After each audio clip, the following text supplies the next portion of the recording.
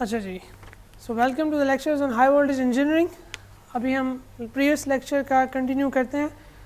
हमने last time ये study किया था कि वो कौन कौन से जनरल टाइप्स ऑफ टेस्ट हैं जो कि हम हाई वोल्टेज इक्विपमेंट की इंसुलेशंस के ऊपर अप्लाई करते हैं, उनको टेस्ट करने के लिए करते हैं।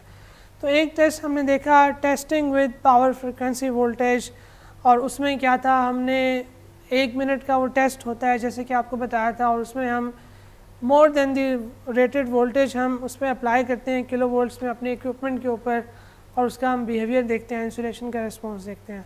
फिर एक और टेस्ट था testing for the lightning impulse voltage के, क्या हमारी वो इंसुलेशन लाइटनिंग इम्पल्स को स्टैंड कर सकती है, नहीं। तो एक स्टैंडर्ड क्राइटेरिया बताया था कि 1.2 सेकेंड्स में आपकी, मतलब हम एक ऐसा टेस्ट वोल्टेज अप्लाई करते हैं which is similar in wave shape to the lightning impulse, और उसकी भी हमने देखा था 1.2 सेकेंड में वोल्टेज की पीक आनी चाहिए टेस्ट वोल्टेज को, फिर 50 सेकेंड्स में वो पीक, 50 माइक्रो सेकेंड्स में वो पीक अपनी हाफ वैल्यू पे डिके कर जानी चाहिए।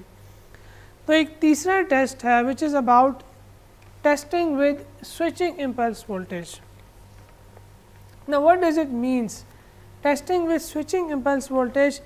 अब स्विचिंग इम्पल्स वोल्टेज क्या था, हमने एक टर्म देखी थी which was switching over voltage. Switching over voltage क्या है? जब आप स्विचिंग करते हो, लोड में फ्लक्चुएशन आता है, या जनरेटर्स को आप रिमूव करते हो, या लोड स्विचिंग करते हो, तो उसकी वजह से सिस्टम में ओवर वोल्टेजेस जनरेट करते हैं।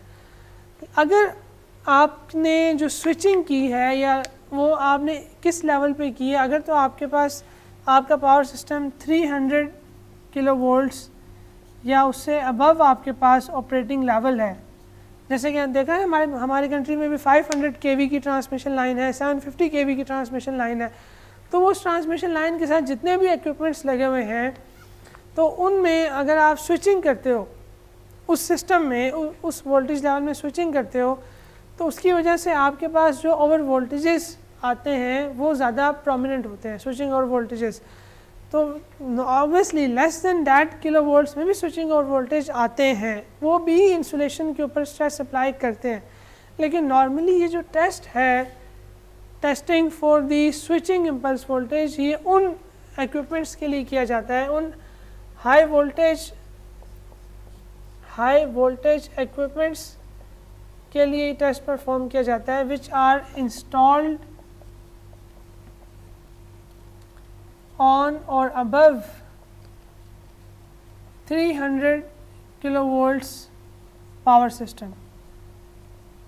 ठीक है, जिस पावर सिस्टम में 300 किलो वोल्ट्स या उससे अबव का वोल्टेज लेवल है, उन इक्विपमेंट्स को टेस्ट करने के लिए हम क्या करते हैं, हम यहाँ पे हाई वोल्टेज इक्विपमेंट्स को उन हाई वोल्टेज इक्विपमेंट्स को टेस्ट करने के लिए हम ये टेस्ट करते हैं। This test is similar to the lightning impulse voltage test. Lightning impulse voltage test से बिल्कुल सिमिलर होता है, लेकिन इसकी जो एक स्टैंडर्ड वेव शेप है वो कैसी होनी चाहिए?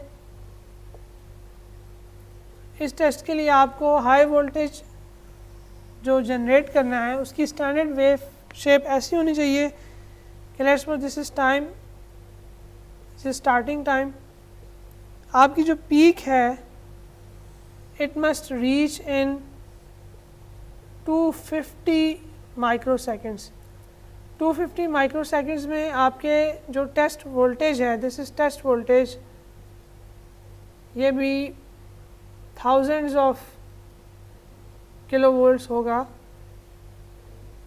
यहाँ तक पहुँचे 250 माइक्रो सेकेंड्स में, और उसके बाद it takes around 2500 microseconds में ये जो पीक है ये अपनी हाफ वैल्यू पे आ जाए, और उसके बाद फिर ये डिके कर जाए टू ज़ीरो। ठीक है, दिस इज़ टाइम स्केल। तो एक ऐसा इक्विपमेंट जिसको आप टेस्ट कर रहे हो for the switching impulse voltage, तो आपको इस तरह की कोई high voltage wave shape generate करनी पड़ेगी, और इस तरह का हाई वोल्टेज उस इक्विपमेंट के ऊपर अप्लाई करना पड़ेगा। जब आप लैब में काम करोगे, लैब में आप देखोगे जो आपके पास इस तरह के टेस्ट जब परफॉर्म करोगे तो जो हाई वोल्टेज जनरेटर है वो इसी तरह की वेव शेप में वोल्टेज को जनरेट कर रहा होगा। आखिरी टेस्ट एक और जो कि आजकल बड़ा पॉपुलर है और ये एक न्यू एडिशन है, which is testing with DC voltages.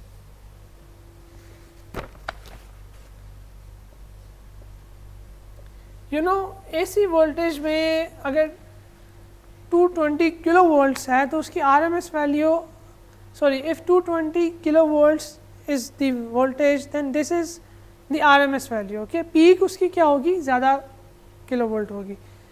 अब DC वोल्टेज में क्या है, तो इसमें जो RMS वैल्यू होती है और जो DC वैल्यू होती है वो तो इक्वली होती है। तो DC वोल्टेज के लिए हम क्यों इक्विपमेंट को टेस्ट करते हैं? देखो हमारे पास ऐसा इक्विपमेंट भी आता है, एक सुना होगा आपने high voltage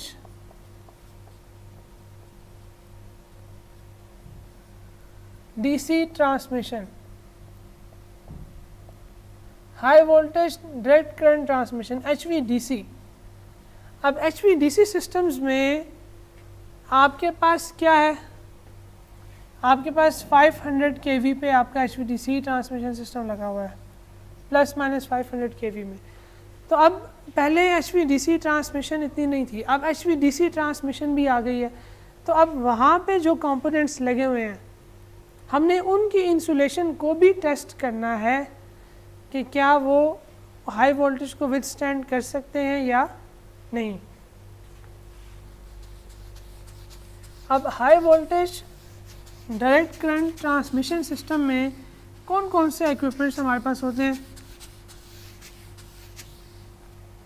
Here we have power converters,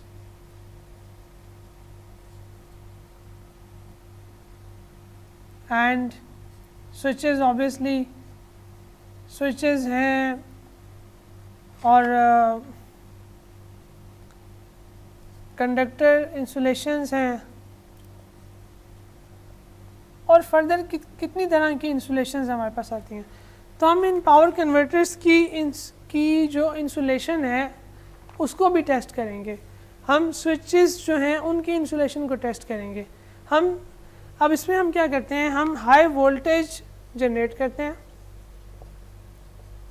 वो भी थाउजेंड्स ऑफ किलो वोल्ट्स में, और उसको इक्विपमेंट के ऊपर अप्लाई करते हैं, उसकी इंसुलेशन को इस तरह से हम टेस्ट करते हैं। ठीक है, तो इसका मतलब है कि अब जहाँ पे हम हाई वोल्टेज जनरेशन पढ़ेंगे तो हम ये भी देखेंगे कि हम कैसे हाई वोल्टेज DC को जनरेट करेंगे फॉर आवर स्पेशल एप्लीकेशंस, कि हमने उस इक्विपमेंट की इंसुलेशन को भी टेस्ट करना है जो कि यूज़ हो रही है आपके पास हाई वोल्टेज पावर सिस्टम में, high voltage DC power system में यूज़ हो रही है। ठीक है, तो ये हमारे पास 4th टाइप ऑफ टेस्ट था। तो इनकी फर्दर डिटेल्स हम ड्यूरिंग आवर कोर्स स्पैन हम पढ़ते जाएंगे। ठीक है, तो अब तक हमने जो ये चीज़ें सारी कवर की हैं, they are from chapter number 1 of your text book, और जो कौन सी टेक्स्ट बुक है ये मैंने आपको फर्स्ट लेक्चर में बताया था। इस टेक्स्ट बुक के चैप्टर नंबर 1 को हमने आज इस लेक्चर तक हमने फुली कवर कर लिया है। तो ये हमने कुछ टेस्ट देखे हैं, हमने ये देखा कि कितनी इम्पोर्टेंस है इस कोर्स की एक पावर इंजीनियर के लिए जो कि एक किसी इंडस्ट्री में काम कर रहा हो या फिर किसी पावर सिस्टम कंपनी में भी सर्विस दे रहा हो। ठीक है जी, तो अब तक तो हम ये वाला लेक्चर अब यहाँ पे ख़त्म करते हैं, तो हम नेक्स्ट स्टार्ट करेंगे with our new topic. So thank you, और इस चैनल को आप सब्सक्राइब ज़रूर कर लीजिए ताकि जो भी नोटिफिकेशंस हैं वो टाइमली आपको मिलते जाएं।